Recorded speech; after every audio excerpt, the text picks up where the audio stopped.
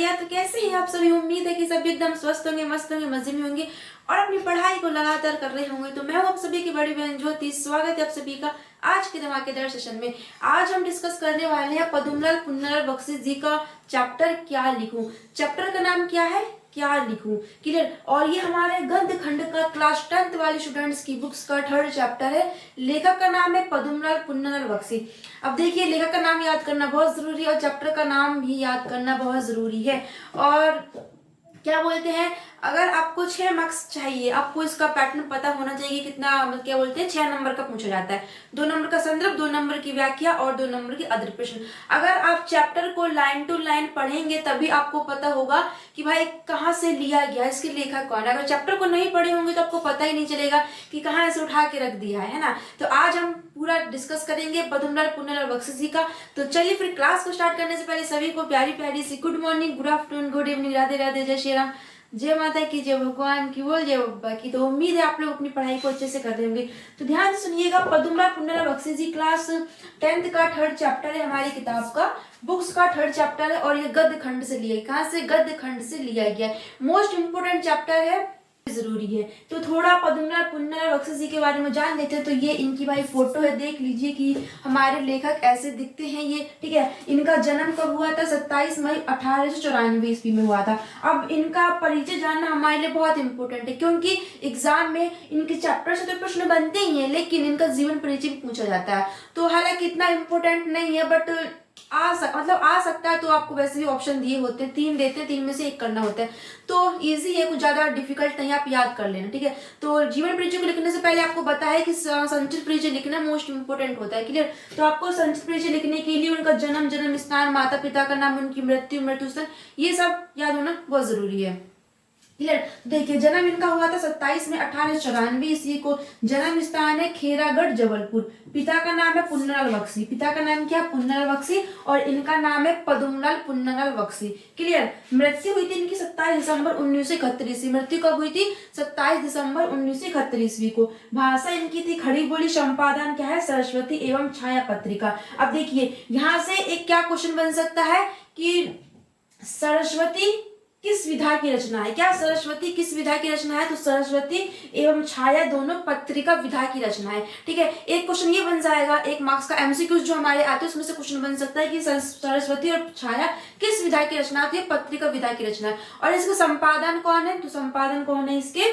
पद्मलाल पुन्नालाल बख्शी जी। Clear. तो ये हमारा यहाँ पर खत्म होता है, इनके बारे में हमने जान लिया। अब बढ़ते हैं अपने भाई चैप्टर की तरफ, ठीक है। तो चैप्टर का नाम है हमारा क्या लिखूं, आप देख सकते हैं भाई। हाँ, तो भाई साहब चैप्टर का नाम क्या है? क्या लिखूं। इसमें क्या होता है कि बेसिकली देखा जाए पद्मलाल पुन्नालाल बख्शी जी, थोड़ा इसका ओवरव्यू जान लेते हैं कि क्या इसमें हमको पढ़ना है। तो क्या होता है कि जो पद्मलाल पुन्नालाल बख्शी जी हमारे जो लेखक हैं, वो एक निबंध लिखना चाहते हैं। तो उनको समझ नहीं आता है कि उनके पास समय कम होता है और वो उस टॉपिक पर निबंध लिखना चाहते हैं जिसको उन्होंने कभी पहले पढ़ा ही नहीं हो, और उनको 2 निबंध एक ही में लिखना है। मतलब बोलते हैं ना कि एक तीर से 2 निशाने को मार देना, तो वैसे उनको 2 टॉपिक पर निबंध, दोनों निबंधों को एक निबंध बनाना है। मतलब उस एक निबंध में दोनों टॉपिक आ जाएं, तो ऐसा उनको निबंध लिखना है। अब उनको पता नहीं चल रहा है कि कम समय है और दोनों निबंधों को एक में बना के कैसे लिखा जाए। तो इसमें पहले तो वो हमको बताते हैं, वो अपनी परेशानियां बताते हैं कि निबंध को लिखना है तो कैसे कैसे जो निबंधकार थे उन्होंने निबंध को लिखने के लिए क्या अपनाया था, जो अंग्रेजी के लेखक थे उन्होंने निबंध को लिखने के लिए क्या अपनाया था। तो पहले वो सबकी राय जानते हैं, उसके बाद जो उनको अच्छा लगता है पूरा तरीके से फिर वो लिखने की कला बताती कि भाई किस तरीके से निबंध को लिखा जाए। उसके बाद वो एंड में सभी निबंधकारों का मत जानकर, सभी की राय जान करके कि अदर जो निबंधकार हैं, जो विद्वान है, बड़े बड़े जानकार, वो निबंधों को कैसे लिखते हैं, उनकी शैलियों को जानते हैं, ठीक है। उसके बाद से वो निबंध लिखते हैं। तो वो निबंध कैसे लिखते हैं? 2 टॉपिकों को एक में मिला दे, मतलब एक निबंध में दोनों टॉपिक समझ आते हैं। तो टॉपिक तो 2 होते हैं लेकिन निबंध वो एक ही लिखते, तो उस एक निबंध में दोनों टॉपिक आ जाते हैं। तो वो इसमें बताते हैं कि भाई हम चलते फिरते यूं ही निबंध को नहीं लिख सकते हैं। निबंध को लिखने की भी एक कला होती है। जैसे देखिए, हम लोग जब 10th और 12th में होते हैं तो बेसिकली 10th में भी ऐसे आता है, निबंध आता है, तो कुछ निबंध ऐसे आ जाते हैं कि हमको पता ही नहीं चलता है कि मतलब इसमें हम क्या लिखें, लेकिन फिर भी बढ़ा चढ़ा करके 9 मार्क्स का हमारा निबंध होता है। तो हमको मिनिमम 6 से 7 पेज तो भरने ही होते हैं ना। तो कुछ भी मतलब लाइनों को रिपीट कर करके, कुछ भी उल्टा सीधे मतलब बना बना के, कुछ ज्यादा अच्छे विचार नहीं उस पर हम लिख पाते हैं, लेकिन वो निबंध हम लिख देते हैं। लेकिन निबंध को लिखने की भी एक कला होती है कि कम शब्दों में, क्या कम शब्दों में इतना कुछ अच्छा लिख दें ताकि भाई कोई बोले कि हाँ भाई ये निबंध ऐसे लिखा जाता है। ठीक है, तो हर चीज को करने की एक कला होती है। तो वही इसमें बताया, वो परेशान है कि भाई उनको 2 टॉपिक है और एक में उनको लिखना है, तो वो अब देखते हैं कि पता नहीं कैसे लिखे कैसे नहीं लिखे। तो ये हमारी पूरी इसमें कहानी है। तो चलिए फिर स्टार्ट करते हैं, आराम से सुनिएगा, बहुत ही आपको मजा भी आने वाला है ये पढ़ करके। ठीक है, तो क्या लिखा है कि मुझे आज लिखना ही पड़ेगा। पक्षी जी बोलते हैं कि भाई मेरी मजबूरी है, मुझे आज लिखना ही पड़ेगा। ठीक है, अंग्रेजी के प्रसिद्ध निबंध लेखक एजी गार्डनियर का कथन है कि लिखने की एक विशेष मानसिक स्थिति होती है। अब अंग्रेजी की जो फेमस निबंध लेखक है, इंग्लिश के जो राइटर है एजी गार्डनियर, उनका भाई ये कहना है कि किसी भी चीज को लिखने के लिए, फिर किसी भी लेख को लिखने के लिए मानसिक स्थिति का होना बहुत जरूरी है। अब मानसिक स्थिति इन द सेंस क्या हो जाएगा कि हमको मेंटली प्रिपेयर होना बहुत जरूरी है अपने विचारों को लिखने के लिए। ऐसे नहीं हम चलते फिरते हुए निबंध नहीं लिख सकते, हमारे अंदर मानसिक स्थिति होना बहुत जरूरी, मतलब दिमाग को केंद्रित करके बढ़िया से सोच विचार करके ही हम निबंध को लिख सकते हैं। तो इंग्लिश के जो प्रसिद्ध राइटर है एजी गार्डनियर, बख्शी जी बोलते हैं कि एजी गार्डनियर का कथन है कि भाई लिखने की एक मानसिक स्थिति होती है, मतलब एक मेंटली प्रिपेयर होना बहुत जरूरी है। क्लियर। अब आगे क्या बोलते हैं कि उस समय मन में कुछ ऐसी उमंग सी उठती है। उमंग मतलब क्या हो जाएगा, जिज्ञासा बोल सकते हैं अपने अंदर, मतलब अपने अंदर लिखने की जिज्ञासा सी उठती है। हृदय में कुछ ऐसी स्फूर्ति सी आ जाती है। स्फूर्ति मतलब क्या हो जाएगा, जोशीलापन है ना, और ताजगी बोल सकते हैं कि लिखने के लिए हृदय में ताजगी सी आ जाती है, मतलब जोश सा आ जाता है कि नहीं भाई अब बस लिखना ही पड़ेगा। मस्तिष्क में कुछ ऐसा आवेग से उत्पन्न हो जाता है कि लेख लिखना ही पड़ता है। और वो बोलते हैं कि दिमाग में विचारों की आंधी आ जाती है तो लेख लिखना ही पड़ता है। तो एजी गार्डनर का कथन क्या है, बख्शी जी बोलते हैं कि लिखने के लिए एक मानसिक स्थिति का होना जरूरी है, और जब मानसिक स्थिति बनती है हमारे अंदर तो दिमाग में बहुत सारे विचार भाव आ जाते हैं और अंदर से जोशीलापन आ जाता है कि भाई लेख को लिखना ही पड़ता है। क्लियर। उस समय विषय की चिंता नहीं होती है। जब हमारे अंदर विचारों की भाव की आंधी आ जाएगी, अंदर से जोश आ जाएगा, तो उस समय हमको विषय की जरूरत नहीं होती कि विषय कौन सा हो, बस विचार आने चाहिए और उसमें विषय चाहे कोई भी हो, कोई भी विषय हो, उसमें हम अपने हृदय के आवेग को भर ही देते। अगर हमारे अंदर लिखने का आवेग है, मानसिक स्थिति बन गई है, अंदर से जोश आ रहा है और बहुत सारे सोच विचार हम कर रहे हैं, बहुत सारे विचार सोच समझकर अगर हमारे अंदर सोच आ गई है, विचार आ गए हैं, तो उस समय हमें ये फोकस नहीं करना है कि हमारे अंदर ये भी नहीं है कि हमें कोई विषय मिल जाए लिखने के लिए। नहीं, विषय चाहे कोई भी हो, हम अपने हृदय में जो हमारे भाव आते हैं उसको हम उसमें लिख ही देते हैं। क्लियर। चाहे विषय कोई भी हो इसमें। ठीक है। अब आगे क्या बोलते हैं कि हैट टांगने के लिए भी खूंटी काम दे सकती है। हैट क्या होती है, कैप होती है, जो टोपी बोलते हैं हम। तो बख्शी जी बोलते हैं कि हैट को टांगने के लिए कोई भी खूंटी काम दे सकती है। अगर हमारे पास हैट है, कैप है, तो उसके लिए घर में तमाम खूंटी लगी होती है। खूंटी वो बोलती है, अरे वो जो टांगने के लिए होता है ना, उसको खूंटी बोलते हैं। तो हैट है तो हम खूंटी कहीं पे भी टांग सकते हैं। तो मेन वस्तु क्या है, हैट। अगर हैट होगी तो हम कहीं पे भी टांग, किसी भी खूंटी पे भी टांग सकते हैं। उसी तरह अपने मनोभावों को व्यक्त करने के लिए कोई भी विषय उपयुक्त है। असली वस्तु है हैट, खूंटी नहीं। उसी तरह वो बोलते हैं कि उसी तरह अपने मन के विचारों को प्रकट करने के लिए मेन मुद्दा क्या है, विचार है, और वो क्या बोलते हैं, विषय नहीं। अगर हमारे अंदर विचार आ रहे हैं लिखने के लिए तो विषय चाहे फिर कोई सा भी हो, हम अपने विचारों को उसमें व्यक्त कर सकते हैं। ठीक उसी प्रकार से जो असली वस्तु क्या है, हैट है।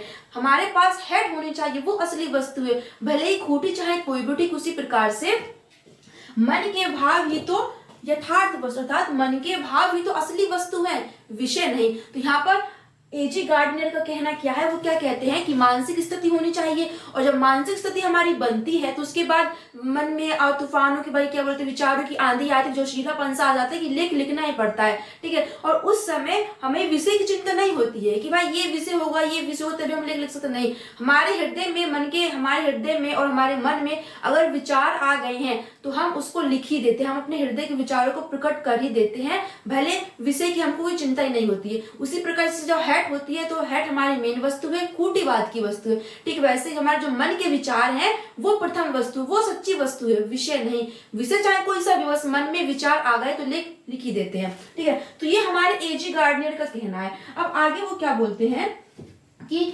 गार्डियन साहब के, अब यहाँ पर हमारे बख्शी जी बोलते हैं कि गार्डनियर साहब के इस कथन की यथार्थता में मुझे कोई संदेह नहीं। यथार्थता मतलब क्या हो जाएगा, सत्यता फिर वास्तविकता। अब बख्शी जी बोलते हैं कि जो गार्डनियर साहब ने जो बोला है कि पहले मानसिक स्थिति होनी चाहिए, मानसिक स्थिति बनेगी तभी आवेग वगैरह उत्पन्न होगा तो हम लिख सकते हैं, तो वो बोलते हैं इसमें मुझे कोई संदेह नहीं है, ठीक है। पर मेरे लिए कठिनता यह है कि मैंने उस मानसिक स्थिति को कभी अनुभव ही नहीं किया है जिसमें भाव अपने आप उत्थित हो जाते। उत्थित मतलब क्या होते हैं, अंदर से उठ जाते हैं। अब बोलते हैं कि जो गार्डनर जी ने बताया है कि मानसिक स्थिति होनी चाहिए, उसकी यथार्थता में, उसकी वास्तविकता में कोई संदेह नहीं है, लेकिन मेरे लिए कठिनता यह है कि जो वो बोल रहे हैं कि पहले भाई मानसिक स्थिति होती है ना, मानसिक स्थिति बनती है, उसके बाद जो मन के विचार है वो अपने आप उठ जाते हैं। तो ऐसे मेरी मानसिक स्थिति तो कभी बनी नहीं, मैंने तो इसको कभी अनुभव ही नहीं किया कि मेरे अंदर मानसिक स्थिति अपने आप से आ जाए और मेरे मन में विचार आ जाए। तो ऐसी मानसिक स्थिति मैंने तो कभी अनुभव ही नहीं कही है। तो वो बोलते हैं बख्शी जी की यथार्थता तो उनकी ठीक है, गार्डनर जी ने बोला कि मानसिक स्थिति होती है, लेकिन मैंने उस चीज को कभी अनुभव ही नहीं किया भाई कि कभी मेरे अंदर मानसिक स्थिति बनी हो लिखने की और फिर मेरे अंदर विचार आए हो। तो इन्होंने इस चीज को कभी अनुभव ही नहीं किया कि पहले वो लिखने से पहले उनके मन में कोई मानसिक स्थिति बनी हो और उनके मन में विचार आए हो, तो ये उन्होंने कभी पहले अनुभव नहीं किया। वो अपने बारे में बताते।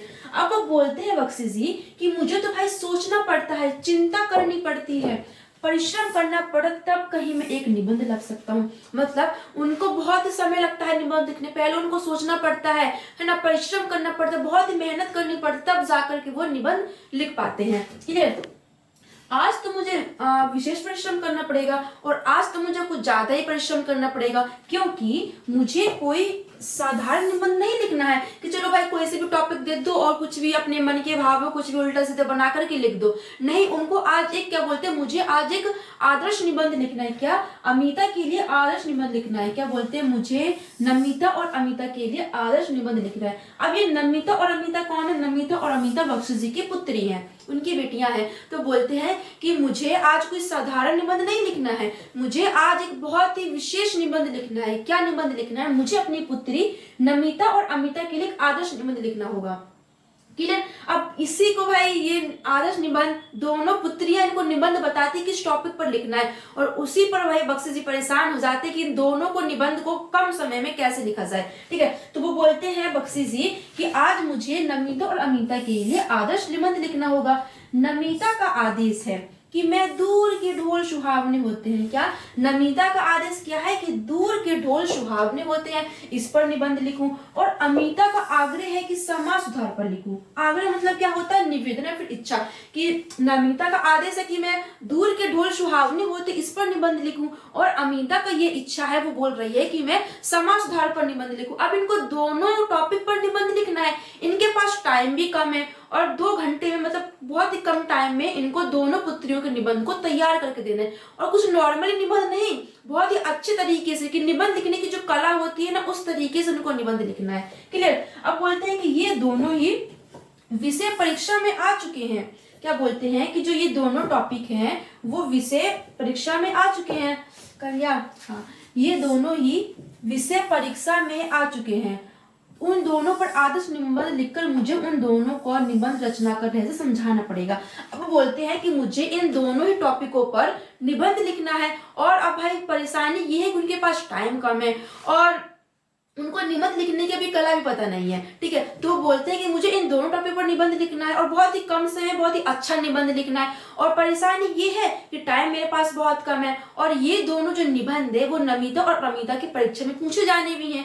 तो बोलते हैं कि ये दोनों निबंध परीक्षा में इनकी पूछे जाने हैं, तो अब मुझे कुछ इस तरीके से निबंध लिखना है। क्या बोले, ध्यान सुनिएगा कि और उन दोनों का आदर्श निबंध लिखकर मुझे उन दोनों को निबंध रचना का रहस्य समझाना पड़ेगा और मुझे वो दोनों निबंध कुछ इस तरीके से लिखने होंगे कि उनको समझ में आए। मुझे निबंध को लिख करके उनको ये समझाना पड़ेगा कि निबंध की भी एक अलग रहस्य रचना होती है, निबंध को लिखने की भी, निबंध लिखने की भी एक कला होती है। तो बोलते हैं कि मुझे नमिता और अमिता को निबंध लिखकर ये समझाना पड़ेगा कि निबंध रचना का रहस्य समझाना पड़ेगा, मतलब निबंध लिखने की भी कोई एक रचना होती है, ऐसे ही नहीं मुंह उठा के चले और निबंध लिख दो। तो बोलते हैं कि निबंध रचना जो होती है उसका रहस्य मुझे दोनों को समझाना पड़ेगा निबंध लिख करके। ठीक है, उम्मीद है इतना आपको समझ आया होगा। ठीक है, अब आगे भाई वो बोलते हैं, क्या बोलते हैं कि दूर के ढोल सुहावने होते हैं। क्या बोलते हैं बख्शी जी कि भाई दूर के ढोल सुहावने अवश्य होते हैं, पर क्या वे इतने सुहावने होते हैं कि उन पर 5 पेज लिखे जा सके। मानिए कोई चीज अच्छी है, ठीक है, ये बोलते हैं कि नमिता ने बोला कि दूर के ढोल सुहावने होते, इस पर टॉपिक लिखो, अमिता ने बोला समाज सुधार पर लिखो। तो अब बोलते हैं कि दूर के ढोल सुहावने तो अवश्य होते हैं, पर क्या वे इतने अच्छे होते कि उन पर 5 पेज लिखे जा सके। इतने अच्छे तो नहीं होते, इतने सुहावने तो नहीं होते कि भाई इस पर 5 पेज लिखे जा सके। ठीक वैसे ही इसी प्रकार समाज सुधार की चर्चा अनादिकाल से लेकर आज तक होती आ रही है और जिसके संबंध में बड़े बड़े विज्ञों में भी विरोध है। अनादि मतलब क्या होता है, जब अनादि मतलब जब हम जानते भी नहीं थे, मतलब बहुत ही पुराना समय। और बोलते हैं कि जो समाज सुधार है वो अनादिकाल से चला आ रहा है, तो इतना बड़ा टॉपिक उसको हम 5 पेज में कैसे लिख सकते हैं। उसको लिखने के लिए तो बहुत सारे पेज चाहिए, मतलब बहुत कुछ लिखना पड़ेगा उसमें। 5 पेज में तो पूरा सारा का सारा समाज सुधार नहीं आ सकता है। तो वो यही बोलते हैं कि जो दूर के ढोल सुहावने होते हैं वो इतने सुहावने नहीं होते हैं कि 5 पेज में लिखा जा सके, है ना। और वही जो समाज सुधार है वो इतना बड़ा कंटेंट है कि हम उसको 5 पेज में लिख ही नहीं सकते। उसको लिखने के लिए तो भाई बहुत लंबी लिस्ट बनानी पड़ेगी। तो वही उसने समझाया कि दूर के ढोल इतने सुहावने नहीं होते कि 5 पेज में लिख सके, और समाज सुधार इतना छोटा टॉपिक नहीं है कि 5 पेज में पूरा वो समाज सुधार का टॉपिक आ जाए। तो आप वो क्या सोचते हैं कि हाँ ठीक है, उसको मैं 5 पेज में कैसे लिखूं। मतलब ध्यान सुनिए कि दूर के ढोल सुहावने होते पर भी इतने सुहावने नहीं होते, इतने अच्छे नहीं होते हैं कि वो 5 पेज में लिख सके उसको। और वही समाज सुधार जो टॉपिक है वो 5 पेज में लिखा ही नहीं जा सकता है, क्योंकि समाज सुधार अनादिकाल से चला आ रहा है। इतना बड़ा टॉपिक को 5 पेज में कैसे उतार सकते हैं, नहीं उतार सकते। तो अब बोलते हैं कि मैंने सोचा कि सबसे पहले निबंध शास्त्र के आचार्यों की सम्मति जानूं। अब निबंध शास्त्र क्या होते हैं, जो निबंधों को लिखना अच्छे तरीके से जानते हैं, है ना। निबंध शास्त्र मतलब क्या होते हैं, जो निबंधों को लिखना अच्छे तरीके से जानते हैं। अब वो भाई असमंजस में पड़े हुए हैं, है ना। उनको दोनों निबंध लिखना है और टॉपिक बड़े अजीब से हैं और उनको बहुत शॉर्ट में लिखना है। तो जो दूर का ढोल सुहावने मतलब मैक्सिमम लिखना, मतलब ऐसे बोल सकते कि बीच का लिखना, ज्यादा बड़ा ना ज्यादा छोटा। तो दूर का ढोल सुहावने होते बहुत ही छोटा टॉपिक है, इसको 5 पेज में लिख ही नहीं सकता मैं। और समाज और इतना लंबा टॉपिक है कि 5 पेज ही कम पड़ जाएंगे। तो दोनों को मिला करके इनको एक निबंध बनाना है। तो अब वो बोलते हैं यहाँ से कि अब मैं कुछ जो निबंध शास्त्र है, क्या जो निबंध शास्त्र उनकी मति जान लूं भाई, उनकी राय क्या है, इसका विचार क्या है निबंधों को लिखने का। वो यही बोलते हैं यहाँ पर बख्शी जी कि मैंने सोचा कि सबसे पहले निबंध शास्त्र के आचार्यों की सम्मति जानूं। सम्मति मतलब हो जाएगा उनकी विचार या फिर उनके राय जान लूं। पहले यह तो समझ लूं कि आदर्श निबंध है क्या और वह कैसे लिखा जाता है, तब फिर मैं भविष्य की चिंता करूंगा। अब वो बोलते हैं कि जो निबंध लिखने की कला है वो है कैसी, निबंध लिखने की जो कला है वो है कैसी। उसके बाद जब मुझे पता चल जाए कि निबंध को कैसे लिखा जाए, तो उसकी कला क्या है लिखने, उसके बाद भाई भविष्य की चिंता करूंगा, तब जाकर मैं कहीं उसको लिखूंगा। ठीक है, तो मतलब एग्जाम्पल समझ सकते हैं कि अगर आपको भाई मटर पनीर बनाना है ना, तो सबसे पहले आपको रेसिपी पता होना चाहिए कि उसको किस तरीके से बनाना है। अगर आपको रेसिपी पता होगी तो आप अच्छे से उसको बना देंगे। तो रेसिपी को देखने के लिए आप यूट्यूब में खोलेंगे ना, तो जब बनेगा तो बताइएगा। तो यही में बोलते हैं कि निबंध को लिखने से पहले, मतलब भविष्य की चिंता करने से पहले कि निबंध को किस तरीके से लिखना है, क्या उसमें लिखना है, उससे पहले मैं जो निबंध शास्त्र है उनकी सम्मति भी जान लूं, उनके विचार भी जान लूं, भाई वो निबंध कैसे लिखते हैं। ठीक है, अब क्या लिखा है कि तब फिर मैं भविष्य की चिंता करूंगा। इसलिए मैंने निबंध शास्त्र के कई आचार्यों की रचनाएं देखी। इसीलिए उन्होंने भाई बहुत सारे जो निबंध शास्त्र थे उनकी उन्होंने रचनाएं देख ली कि निबंधों को कैसे लिखा जाता है। क्लियर। अब यहाँ से वो बताते हैं कि जो निबंध शास्त्र है हमारे, जो विद्वान है वो निबंधों को कैसे लिखते थे। तो यहाँ से वो पढ़ना स्टार्ट करते हैं कि निबंधों किस तरीके से वो लिखते थे। ठीक है, अब सबको पढ़ने के बाद फिर जो उन्हें एक अच्छा पसंद आएगा, उसके बाद वो निबंध को लिखने की कला आपको बताते। भाई लेखक का काम यही होता है कि मतलब कुछ ऐसा शब्द उसमें यूज करते कि बहुत शॉर्ट सी कविता में, बहुत से शॉर्ट से चीज में उसका गहन अर्थ निकालते हैं, है ना। तो यही हमारे लेखक होते, यही इनकी खूबियां होती हैं लेखक और कवि की, ठीक है। अब वो बोलते हैं बख्शी जी कि एक विद्वान का कथन है कि निबंध छोटा होना चाहिए, ठीक है भाई, निबंध को छोटा होना चाहिए। एक विद्वान का कथन क्या है कि निबंध जो है वो छोटा होना चाहिए। छोटा निबंध बड़े की अपेक्षा अधिक अच्छा होता है, क्योंकि बड़े निबंध में रचना की सुंदरता बनी रह सकती है, नहीं बनी रह सकती है। अब एक विद्वान का कथन क्या बख्शी जी बोलते हैं कि जो निबंध है वो छोटा होना चाहिए, क्योंकि जो छोटा निबंध है वो बड़े की अपेक्षा अधिक होता है। और अगर हम बड़ा निबंध को लिखते हैं तो उसमें भाई बहुत ही मतलब बोझिल सा लगता है पढ़ने में। अगर कोई शॉर्ट सी चीज है उसी में सब कुछ समाया हुआ है शॉर्ट चीजें में, तो वो अच्छा लगेगा। और जो बड़ा निबंध है उसमें जो रचनाएं होती है ना, उसमें कोई कुछ नहीं रह जाता, मतलब रचना की सुंदरता नहीं रहती है बड़े निबंध में, इसीलिए छोटा निबंध अच्छा होता है। एक विद्वान का ये कहना है। इस कथन को मान लेने में मेरा ही लाभ है। अब बख्शी जी बोलते हैं कि ठीक है भाई, एक विद्वान कह रहे हैं कि निबंध छोटा होना चाहिए, और इस कथन को भाई मान लेने में मेरा ही लाभ है, क्योंकि मेरे पास समय बहुत कम है और मुझको दोनों के लिए छोटा ही निबंध तैयार करना है। मुझे छोटा ही निबंध लिखना है, बड़ा नहीं। पर लिखूं कैसे? असली दिक्कत तो यही है ना कि ठीक है मैं छोटा निबंध लिख दूंगा, लेकिन लिखूं कैसे, उसमें मुझे पता ही नहीं कि भाई लिखना क्या है। अब आगे क्या बोलते हैं कि निबंध शास्त्र के उन्हीं आचार्य महोदय का कथन है। अब जो निबंध शास्त्र उसमें से दूसरे जो आचार्य हैं, है ना, उन्हीं का कथन है कि निबंध के दो प्रधान अंग होते हैं। हाँ ध्यान सुनिएगा, निबंध के दो प्रधान अंग होते हैं, सामग्री और शैली। क्या? सामग्री और शैली। यहाँ पर जो बख्शी जी है वो निबंध को नहीं लिख रहे, यहाँ पर वो निबंधकारों को, जो हमारे शास्त्र थे, जो निबंध शास्त्र थे, जिन्होंने निबंध लिखना अच्छे से जानते थे, उनकी विचार को जानते कि वो निबंध को कैसे लिखते थे, है ना। तो सभी का वो परिचय ढूंढ रहे हैं कि पता नहीं कौन कैसे लिखता था, कौन कैसे नहीं लिखता था, तो यही वो भी पढ़ रहे हैं। तो उसके बाद दूसरे विद्वान का कथन क्या है कि निबंध लिखने के दो प्रधान अंग होते हैं, एक तो सामग्री होता है और एक शैली होता है। अब मतलब अगर हमें कुछ बनाना है, जैसे फॉर एग्जाम्पल बिरयानी ही बनानी है, तो सबसे पहले हमें उसकी सामग्री पता होनी चाहिए कि बिरयानी में डलता क्या क्या है। जैसे चावल होने चाहिए, है ना, और मटर वटर होने चाहिए, गरम मसाला, हल्दी, तेल, मिर्च, प्याज, लहसुन, ये सब हमारी क्या होती है? सामग्री होती है। इससे हमारी बिरयानी बनती है। और शैली क्या होती है कि हमें सबसे पहले क्या डालना चाहिए, उसमें से तेल डालना है, उसके बाद जीरा डालना है ना, लहसुन डालना है, प्याज डालना है। तो सामग्री होती है कि जो चीज उसमें लगनी होती है ना। और शैली क्या होती है कि क्रम बाय क्रम से हमको क्या डालना है। अब यहाँ पर सामग्री और शैली का मतलब क्या हो जाएगा? सामग्री का मतलब क्या हो जाएगा? हमारे विचार। क्या? निबंध को लिखने के लिए जो हमारे हृदय में विचार आ रहे हैं वो हमारी सामग्री हो जाएगी। और शैली क्या हो जाएगी? जो हमारे मन में विचार आ रहे हैं कि हम किस तरीके से उसको लिखें, क्या हमको पहले लिखना है, क्या हमको बाद में लिखना है, कि हमारा निबंध बहुत ही सुंदर लगे। तो उन्होंने बोला है कि निबंध को लिखने की दो सामग्री होती है, दो प्रधान अंग होते हैं। तो सामग्री हो जाएगी और एक हमारी शैली हो जाएगी। पहले तो मुझे सामग्री एकत्र करनी होगी, विचार समूह संचित करना होगा, इसके लिए मुझे मनन करना चाहिए। अब वो बोलते हैं कि भाई पहले तो मुझको सामग्री इकट्ठी करनी है। सामग्री क्या है? विचार। पहले तो मुझे विचार को लाना पड़ेगा भाई, पहले मुझे विचार, सोच विचार करना पड़ेगा और मुझे मनन करना चाहिए। मतलब निबंध को लिखने के लिए उनको सामग्री एकत्रित करनी है। और सामग्री क्या है कि मुझे सोच विचारना पड़ेगा, बहुत कुछ सोचना पड़ेगा, बहुत कुछ विचारना पड़ेगा, तब जाकर मेरी सामग्री तैयार होगी। अब आगे क्या लिखा है? यह तो सच है कि जिसने जिस विषय का अच्छा अध्ययन किया है। अब बख्शी जी बोलते हैं कि यह तो भाई एकदम बात सही है कि जिसने जिस विषय का अच्छा ज्ञान प्राप्त किया है, जिसको जिस विषय की अच्छी नॉलेज है, उसके मस्तिष्क में उस विचार आते रहते हैं। अगर आपको किसी चीज की अच्छी नॉलेज है, जिस विषय की अच्छी नॉलेज है, तो आपको उसके विषय में हर चीज पता होगा और उसके विचार आपके मन में आते ही रहेंगे। क्लियर? पर यह भी कौन जानता था कि दूर के डोर सुहावने पर भी निबंध लिखने की आवश्यकता होगी। भाई ठीक है, वो बोलते बख्शी जी कि जिसको जिसके विषय में अच्छी नॉलेज है, अच्छी पकड़ है, तो उसके विषय पर तो भाई उसके मन में विचार आएंगे। लेकिन यह थोड़ी ना मैं जानता था कि दूर के ढोल सुहावने पर भी निबंध लिखने की भाई जरूरत होगी। यदि यह पहले ज्ञात होता, यदि ये मुझको पहले पता होता, तो पुस्तकालय में जाकर इस विषय का अनुसंधान कर लेता। अनुसंधान इन द सेंस मतलब रिसर्च, और रिसर्च इन द सेंस मतलब सर्च करना, है ना। और रिसर्च इन द सेंस मतलब हो जाएगा ढूंढना। तो आपको चारों बता दिया, अनुसंधान मतलब ढूंढना, रिसर्च करना, सर्च करना, ठीक है, खोज लेना।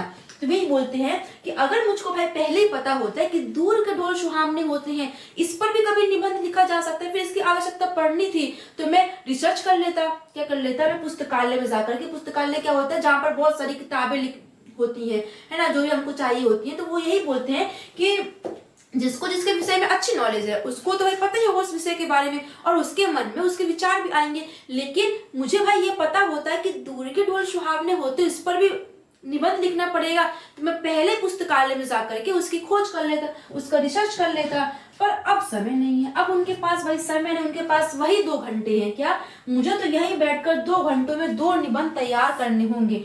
यहाँ ना तो विश्वकोश है और ना ही कोई ऐसा ग्रंथ जिसमें इन विषयों की सामग्री उपलब्ध हो सके। अब वो क्या बोलते हैं कि अब मैं पुस्तकालय तो जा नहीं सकती क्योंकि मेरे पास समय बहुत कम है, मेरे पास सिर्फ 2 ही घंटे और 2 ही घंटे में मुझको क्या करना है, 2 निबंध। तो उनको बोलते हैं कि भाई वो 2 ही घंटे में उनको 2 निबंध तैयार करने। और यहाँ पर तो ना कोई विश्वकोश है। विश्वकोश मतलब क्या होता है, जिसमें विश्व की हर एक जानकारी उसमें उपलब्ध होती है। तो ना तो यहाँ पर कोई विश्वकोश है और ना ही कोई ऐसा ग्रंथ है उनके पास जिसमें दूर के ढोल सुहावने होते उसकी सोच विचार को वो उसमें देख सके, कि उस किताब से पढ़ करके फिर वो अपने मन के विचार को उसमें लिख सके। तो यहाँ पर तो उनके पास सिर्फ 2 ही घंटे और 2 घंटे में उनको 2 निबंध भी लिखना है। ना कोई विश्वकोश, ना कोई ऐसे ग्रंथ, ना कोई ऐसी पुस्तक है कि जिसमें इस विषय का कुछ लिखा हो उसमें। क्लियर। तो बोलते हैं कि अब तो मुझे अपने ज्ञान पर विश्वास कर लिखना होगा। कुछ भी नहीं है उनके पास। अब वो बोलते हैं कि अब तो मुझे सिर्फ अपने आप पर ही भरोसा है, मुझे अपने ही मन के विचार को लिखना पड़ेगा उस पर। ठीक है, तो अब बढ़ते हैं आगे। अब आगे क्या लिखा है, विज्ञों का कथन है। विज्ञो मतलब क्या होता है, विद्वान। विज्ञो मतलब क्या होता है, विद्वान, जानकार। ठीक है, विज्ञो मतलब क्या होता है, विद्वान, जानकार। अब बोलते हैं कि विज्ञों का कथन है, कि विद्वानों का कथन है कि निबंध लिखने के पहले उसकी एक रूपरेखा बना लेनी चाहिए। अभी वो वही चल रहे हैं, वो अभी निबंध शास्त्र को क्या बोलते हैं, राय ही जान रहे हैं, उनके विचार ही जान रहे हैं कि कौन कैसा निबंध लिखता था। तो बोलते हैं कि निबंध लिखने के पहले उसकी रूपरेखा बना लेनी चाहिए। अब रूपरेखा क्या होता है, जब हम निबंध को लिखते हैं, क्या जब हम निबंध को लिखते हैं तो उससे पहले प्रस्तावना है ना, इससे बचने के उपाय, इसकी हानि क्या है, इसके लाभ क्या है, इसका उपसंहार, तो ये रूपरेखा होती है, आपको पता होगा। तो वो बोलते हैं कि भाई निबंध लिखने के पहले उसकी रूपरेखा बना लेनी चाहिए। अतएव सबसे पहले मुझे दूर के ढोल सुहावने होते इनकी रूपरेखा बनानी चाहिए। पर मैं सोच ही नहीं सकता, क्या बोलते हैं बख्शी जी, कि मैं सोच ही नहीं सकता कि इस विषय की भी का एक रूपरेखा हो सकती है। फिर कैसी रूपरेखा हो सकती है, पहले तो उनको रूपरेखा बनानी है, क्योंकि निबंध लेखन का कथन है कि किसी भी निबंध को लिखने से पहले उसकी रूपरेखा बना लेनी चाहिए। उसके बाद भाई समय वाइज समय उसको करना चाहिए। सामग्री बता रहे हैं, क्या सामग्री बता रहे हैं, लेकिन वो बोल रहे हैं कि मुझे दूर के ढोल सुहावने पर सबसे पहले सामग्री क्या बोलते हैं, रूपरेखा बनाने। लेकिन वो सोच ही नहीं पा रहे हैं कि भाई कैसे रूपरेखा बना सकते हैं इस विषय की। निबंध लिख लेने के बाद मैं उसका सारांश कुछ ही वाक्य में भले ही लिख दूं, कि पहले उन्होंने निबंध लिख दिया, पहले कोई एक निबंध लिख दिया, उसके बाद उस निबंध को पढ़ करके उसका जो सारांश है वो कुछ चंद शब्दों में लिख सकते हैं। लेकिन निबंध लिखने के पहले उसका सार 10-5 शब्दों में कैसे लिखा जाए। अब उनको ये दिक्कत आ रही है कि निबंध लेखन का कहना है, निबंध जो लिखते थे उसका कहना है कि निबंध को लिखने से पहले उसकी रूपरेखा तैयार कर लेनी चाहिए। लेकिन अब उनको समस्या ये आ रही है बख्शी जी को, कि जिसके विषय में भाई मैं जानता ही नहीं हूँ, उसको लिखने से पहले मैं उसकी रूपरेखा कैसे तैयार कर सकता हूँ। लिखने के बाद तो ठीक है कि 3-4 शब्दों में है ना, आधे पेज में उसका सारांश में लिख दूं, लेकिन निबंध को लिखने से पहले पता ही नहीं है उसमें लिखना क्या है, तो उसके पहले उसकी रूपरेखा कैसे बता सकते हैं। ठीक है, तो इसमें यही बोला है उन्होंने। अब आगे ले अपने, हाँ कैसे लिखा जाए, क्या सचमुच हिंदी के सभी विज्ञ लेखक पहले से अपने निबंध के लिए रूपरेखा तैयार कर लेते? अब वो ये बोलते हैं कि क्या सचमुच में जितने भी ये निबंधकार हैं वो निबंध को लिखने से पहले उसका रूपरेखा तैयार करते थे। एजी, अब यहाँ पर फिर से भाई एजी गार्डनर कौन है, याद रखिएगा, इंग्लिश राइटर है। क्या एजी गार्डनर कौन है, इंग्लिश राइटर। अब एजी गार्डनियर को तो अपने लेखों को शीर्षक बनाने में ही सबसे अधिक कठिनाई होती थी। अब एजी गार्डनर का जो क्या बोलते हैं कि जो एजी गार्डनियर है वो निबंध तो लिख लेते थे, लेकिन उनको दिक्कत क्या आती थी शीर्षक लिखने में। भाई उसका टाइटल क्या होना चाहिए, निबंध को लिख लिया लेकिन पता ही नहीं कि भाई इसका टाइटल क्या होना चाहिए। ठीक है, उन्होंने लिखा है कि मैं लेख लिखता हूँ पर शीर्षक देने का भार मैं अपने मित्र पर छोड़ देता हूँ। क्या बोलते हैं कि जो एजी गार्डनियर है वो बोलते हैं कि मेरा जो निबंध है, मैं जो भी लिखता हूँ तो लिखता तो मैं ही हूँ, लेकिन मैं उसका टाइटल निर्धारित नहीं कर पाता हूँ कि इसका टाइटल क्या होना चाहिए। इसलिए वो लेख तो स्वयं लिखते हैं, निबंध तो वो स्वयं लिखते हैं, लेकिन इसका जो टाइटल क्या देना चाहिए, इसका शीर्षक क्या देना चाहिए, उसका जो काम वो अपने मित्र पर छोड़ देते। भाई हमने लिख दिया, तुम इसको पढ़ो और इसका टाइटल तुम्हें निर्धारित कर लो। क्लियर। हाँ, उन्होंने यह भी लिखा है कि शेक्सपियर को भी नाटक लिखने में उतनी कठिनाई ना हुई होगी जितनी कठिनाई नाटकों के नामकरण में हुई होगी। अब बोलते हैं कि जो शेक्सपियर है वो भी नाटक को लिखते थे, तो नाटक को लिखने में उनको बिल्कुल कठिनाई नहीं होती, वो आराम से लिख लेते। लेकिन नाटक को लिखने के बाद उसका शीर्षक क्या दिया जाए, मतलब नाटक को लिख लिया लेकिन उसका टाइटल क्या देना, उसका नाम क्या देना, उसको लिखने में उनको बहुत कठिनाई होती थी। अब तभी तो घबराकर नाम रख सकने के कारण उन्होंने अपने एक नाटक का नाम रखा जैसा तुम चाहो। अब भाई देखिए क्या बोलते हैं, जो शेक्सपियर है उसको नाटक लिखने में बिल्कुल दिक्कत नहीं होती थी, तो वो नाटक तो लिख लेते थे, लेकिन वो पता ही नहीं कर पाते थे, उसको दिक्कत होती थी कि नाटक तो मैंने लिख लिया लेकिन इसका शीर्षक, इसका टाइटल क्या दिया जाए। इसीलिए उन्होंने घबरा करके एक अपने नाटक का नाम लिख दिया था कि भाई जैसा तुम चाहो, मतलब पढ़ो और जैसे तुम्हें अच्छा लगे भाई उसका नाम रख दो अपने अपने हिसाब से। तो उन्होंने घबरा करके निबंध तो लिख दिया था लेकिन उसको टाइटल निर्धारित नहीं कर पाए थे, इसीलिए उन्होंने एक अपने नाटक का नाम लिख दिया था कि जैसा तुम चाहो, मतलब अपना पढ़ो नाटक को और समझो भाई तुम जैसे निर्धारित कर दो भाई वही है, ठीक है। अब क्या लिखा है, इसलिए मुझे तो यह रूपरेखा तैयार ना होगी। अब बोलते भाई मुझसे तो रूपरेखा तैयार नहीं होगी कि मुझे जिसके बारे में पता ही नहीं है उससे पहले मैं लिख दूं उसके बारे में, ये तो नहीं हो सकता है। भले निबंध को लिखने के बाद मैं कुछ शब्दों में उसका सारांश लिख सकती हूँ भाई इस निबंध में क्या क्या है, लेकिन निबंध को लिखने से पहले और उसको पता ही नहीं भाई निबंध में लिखना क्या, तो निबंध को लिखने से पहले रूपरेखा तैयार, तो भाई ये तो हमारी बस की है ही नहीं, ये तो हम नहीं कर पाएंगे। अब आगे क्या लिखा है कि अब मुझे शैली निश्चित करनी है। अब देखिए उन्होंने सामग्री देखा, सामग्री तो उनको पता नहीं भाई कैसी रूपरेखा जिसको हम जानते ही नहीं उसकी रूपरेखा पहले कैसे लिख सकते हैं, तो सामग्री वो नहीं एकत्रित कर पाए। अब वो शैली पे आ गए हैं, दूसरा प्रधान क्या था हमारा, शैली था। अब वो बोलते हैं कि मुझे शैली निश्चित करनी होगी। आचार्य महोदय का कथन है, अब यहाँ पर आचार्य महोदय का कथन क्या है कि भाषा में प्रभाव होना चाहिए, भाषा में क्या होना चाहिए, भाषा में एक लय होनी चाहिए। हम किसी कविता को, कहानी को, निबंध को पढ़ते हैं तो मतलब ऐसा लगता है ना कि भाई इसके बाद क्या होगा, इसके आगे क्या होगा ना, इसके आगे क्या होने वाला है, तो ये होती कि भाषा में प्रभाव होना चाहिए, मतलब भाषा में एक लय होनी चाहिए। इसके लिए वाक्य क्या है लिखा है कि इसके लिए वाक्य छोटे छोटे हों। अब भाषा में अगर प्रभाव होगी तो भाषा के लिए क्या होता है, निबंध लिखने के लिए जो वाक्य हो क्या हो, छोटे छोटे हो, छोटे छोटे वाक्य हो उसमें, ठीक है। तो बोलते हैं कि यह तो बिल्कुल ठीक है कि मैं छोटे छोटे वाक्य अच्छे से लिख सकता हूँ। अब यहाँ पर उनको फिर से एक लाभ मिल गया है कि जो वाक्य है वो छोटे छोटे तो लिख लेते हैं, ठीक है। वो बोलते हैं कि भाषा में प्रभाव होना चाहिए और वाक्य छोटे छोटे होने चाहिए, तो ये तो मेरे लिए भाई एक क्या बोलते प्लस पॉइंट हो गया कि मैं वाक्यों को छोटा छोटा लिख लेता हूँ। पर यहाँ पर भी उनको कंफ्यूजन आती है, पर मैं हूँ मास्टर, पर वो भाई मास्टर है क्या है, पर वो बोलते हैं कि मैं एक मास्टर हूँ। कहीं नमिता और अमिता यह ना समझ बैठे हैं कि मैं यह निबंध बहुत मोटे अक्ल वालों के लिए लिख रहा हूँ। क्या होता है कि वो बोलते हैं कि मैं जब छोटे छोटे वाक्यों को लिखूंगा निबंध में, तो कहीं नमिता और अमिता यह ना समझ लें कि ये जो निबंध मैंने लिखा है वो मोटे अक्ल वालों बच्चों के लिए लिखा है, क्लियर। क्योंकि जो छोटे छोटे निबंध होते हैं, मतलब बोल सकते हैं कि अगर किसी की सिमिलर लाइन लिखी, मतलब बहुत सरल सी लाइन लिखी है, तो उनके लिए लिखी जाती है जो कम समझ पाते हैं, मतलब जो बच्चे कम समझ पाते हैं, तो वो यही बोलते हैं कि मैं छोटे छोटे बात को तो लिख लेता हूँ लेकिन मैं मास्टर हूँ। कहीं नमिता और अमिता ये ना समझ लें कि ये जो निबंध लिखा है वो बहुत ही कम बुद्धि वालों के लिए लिखा है, ठीक है।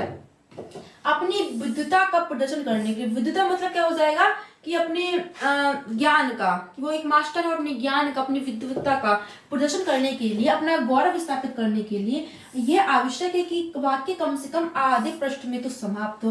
पृष्ठ मतलब क्या होता है, पेज। अब बोलते हैं कि भाई ये दिखाने के लिए कि मैं कितना ज्ञानी हूँ, मेरे अंदर निबंध लिखने की एकदम बढ़िया सी कला है, तो यह दिखाने के लिए जो वाक्य है वो कम से कम आधे पेज का तो होना ही चाहिए, कि एक वाक्य आधे पेज का हो। ये नहीं कि छोटे छोटे वाक्य एक एक लाइन को। वो बोलते हैं कि मुझे अपनी विद्वता दिखाने के लिए, मैं कितना विद्वान हूँ, मैं कितना ज्ञानी हूँ और मुझ में लिखने कितनी अच्छी कला, मैं निबंध कितने अच्छे तरीके से लिख सकता हूँ, तो इसको दिखाने के लिए मुझे जो निबंध है का एक एक वाक्य कम से कम वो एक पेज का, मतलब आधे पेज का तो होना ही चाहिए। अब क्या बोलते हैं कि बाण भट्ट ने कादम्बरी में ऐसे वाक्य लिखे। जो बाण भट्ट है वो संस्कृत के बहुत ही बड़े कवि हैं, मतलब संस्कृत के बहुत ही बड़े कवि हैं और कादम्बरी उनकी एक पुस्तक है, उनकी कीर्ति बोल सकते हैं। तो बाण भट्ट संस्कृत के कवि हैं और कादम्बरी उनकी क्या है, कीर्ति है। तो बोलते हैं कि जो बाण भट्ट है उन्होंने भी कादम्बरी में ऐसे वाक्य लिखे थे। वाक्य में कुछ अस्पष्टता भी चाहिए, क्या वाक्य में कुछ अस्पष्टता भी चाहिए। देखिए जो कादम्बरी है ना उसमें क्या था, बस उसमें समझ नहीं पाते हैं, मतलब आधे पेज का एक शब्द होता है और उसमें मतलब यह कि जो बाण भट्ट ने जो कादम्बरी लिखी थी उसमें बहुत ही बड़े बड़े शब्द लिखे थे, मतलब बोल सकते हैं कि एक शब्द इतना बड़ा था कि जैसे एक वाक्य लिखा हो। तो बाण भट्ट की जो कादम्बरी पुस्तक है उसमें बहुत ही बड़े बड़े शब्द लिखे हैं, समझ नहीं पाते कि भाई ये एक शब्द है कि पूरा एक वाक्य, ये मतलब आधे आधे पेज का एक शब्द होता था, आधे पेज का एक शब्द होता था। तो बाण भट्ट ने भाई कादम्बरी में ऐसे लिखा था, ठीक है। वाक्यों में कुछ अस्पष्टता भी चाहिए। अब वाक्यों में कुछ अस्पष्टता, स्पष्टता नहीं, अस्पष्टता मतलब जिसको अच्छे से समझा ना जा सके, समझने में परेशानी हो। वो क्यों? अगर हम वाक्य में बहुत ही सरल सा वाक्य लिख देंगे तो लोग समझेंगे भाई लिखने वाला तो ऐसे टट्टू है, भाई उसको तो कुछ आता ही नहीं है, ऐसे नॉर्मली लिख दिया, तो मतलब हमारी प्रधानता नहीं रहेगी उसमें। अगर लोग आसानी से समझ लेंगे तो इसमें हमारी प्रधानता नहीं रहेगी। तो बोल रहे हैं कि वाक्य में कुछ अस्पष्टता भी चाहिए ताकि लोग उसको अच्छे से समझ ना सके, मतलब वाक्य को लोग अच्छे से समझ ना सके। क्योंकि यह स्पष्टता या दुर्बोधता, दुर्बोधता मतलब क्या हो जाएगा कि जो मतलब अच्छे से बोध ना हो, जिसका बोध अच्छे से ना हो पाए, मतलब जिसको आसानी से समझा ना जा सके। दुर्बोधता मतलब क्या हो जाएगा? जिसको आसानी से समझा ना जा सके। और अगर हम वाक्य ऐसे यूज करते हैं कि जो लोग आसानी से ना समझ सके, तो उतना ही निबंध हमारा मजबूत होगा कि हाँ बोलेंगे भाई समझने में कठिनाई हो रही है, बड़े अजीब अजीब से वाक्य यूज किए हैं, तो निबंध लिखने वाला भी बड़ा ही विद्वान होगा। तो वो यही बोलते हैं कि निबंध में जो वाक्य यूज करना है उसमें अस्पष्टता होनी चाहिए ताकि लोग उसको अच्छे से ना समझ सके। और जितनी अस्पष्टता होगी, जितने लोग उसको अच्छे से नहीं समझ पाएंगे, उतनी हमारी विद्वत्ता, मतलब उतने हम विद्वान कहलाएंगे। मतलब अगर वाक्य कठिन होंगे, अच्छे से स्पष्ट नहीं होंगे, कोई अच्छे से समझ नहीं पाएगा, तो बोलेंगे हाँ भाई लिखने वाला एक महान है। ठीक है, तो ये बोला है कि वाक्य में कुछ अस्पष्टता भी होनी चाहिए। इसीलिए संस्कृत के प्रसिद्ध कवि श्रीहर्ष ने जानबूझकर अपने काव्य में ऐसी गुत्थियां डाली हैं जो अज्ञों से ना सुलझ सके। इसीलिए जो संस्कृत के प्रसिद्ध कवि है श्रीहर्ष, क्या संस्कृत के प्रसिद्ध कवि कौन है? श्रीहर्ष। उन्होंने जानबूझकर ऐसा किया अपने काव्य में। गुत्थियां मतलब क्या होता है? मतलब उलझे हुए वाक्य डाले, कि उन्होंने अपनी कीर्ति में कुछ उलझे हुए वाक्य ऐसे प्रयोग किए हैं कि जो मूर्ख लोग होते हैं वो उसको समझ ही नहीं सकते हैं। क्या बोला है कि संस्कृत के जो प्रसिद्ध कवि हैं श्रीहर्ष ने जानबूझकर अपने कवि में ऐसी गुत्थी डाल दी, मतलब अपने कविताओं में, अपनी कहानियों में कुछ ऐसे उलझे हुए वाक्य प्रयोग किए हैं कि जो अज्ञ मतलब क्या होता है? मूर्ख, जिसको ज्यादा ज्ञान नहीं होता, मतलब अल्प बुद्धि वाले लोग, वो आसानी से उसको समझ ही नहीं सकते हैं। और सेनापति ने भी अपनी कविता मूढ़ों के लिए दुर्बोध कर दी है। और जो सेनापति है उन्होंने जो कविता लिखी है, मूढ़ मतलब होता है मूर्खों के लिए दुर्बोध कर दिया, मतलब सेनापति की जो कविता है वो भी जो मूर्ख लोग हैं वो नहीं पढ़ सकते हैं। तभी तो अलंकारों, मुहावरों और लोकोक्तियों का समावेश भी निबंध के लिए आवश्यक बताया जाता है। तब क्या किया जाए? इसीलिए अगर हमको एक अच्छा मजबूत सा अच्छा निबंध लिखना है तो मुहावरे, लोकोक्तियां और अलंकार इन सब का प्रयोग भी करना होगा, क्योंकि अगर हम मुहावरे और लोकोक्ति इन सब का प्रयोग करेंगे तो निबंध हमारे एक मजबूत होगा। और जो ज्यादा पढ़ा लिखा आदमी होगा, जो ज्यादा पढ़ा लिखा व्यक्ति होगा, वह उस निबंध को अच्छे से समझ पाएगा। और जो कम ज्ञानी होगा, जिसको पता ही नहीं होगा, अगर सीधे सीधे लिखा होगा वो समझ सकता है, जो कम ज्ञानी होगा वो समझ ही नहीं पाएगा, तो वो सोचेगा भाई लिखने वाला बहुत बड़ा विद्वान है। तो यही बोला कि उन्होंने कि वाक्य में अस्पष्टता होनी चाहिए और मुहावरे, लोकोक्तियां, अलंकार ये सभी प्रयोग होने चाहिए। अब बोलते कि तब क्या किया जाए? तब भी उनकी समस्या का समाधान नहीं हो रहा है। वो पढ़े ही जा रहे हैं कि भाई विद्वानों का कथन क्या है, इनका कथन क्या है, लेकिन अभी उनको दिमाग में पता नहीं चल रहा है कि ये दूर के ढोल सुहावने होते हैं और समाज तौर पर कैसे निबंध लिखा जाए।